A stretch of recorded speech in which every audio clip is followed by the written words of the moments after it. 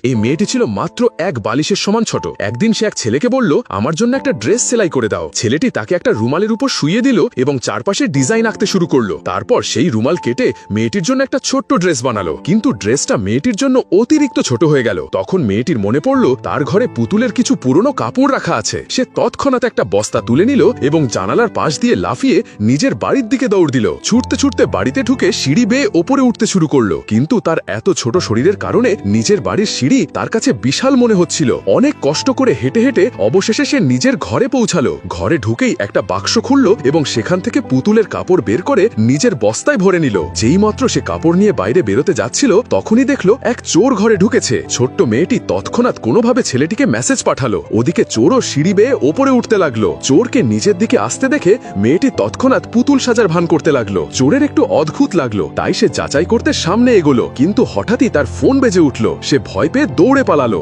আসলে সেই চোর একটা বড় চুরির পরিকল্পনা করেছিল, তাই সে নিজের এক সঙ্গীকেও ঘরে ডেকে নিয়েছিল। ঠিক তখনই মেয়েটি ওপরে গিয়ে হোম থিয়েটার চালু করে দিল এবং একটা গান বাজিয়ে দিল। গানের শব্দ শুনে চোরদের মনে হলো এই বাড়িতে নিশ্চয়ই কোনো বড় মানুষ আছে, তাই ভয়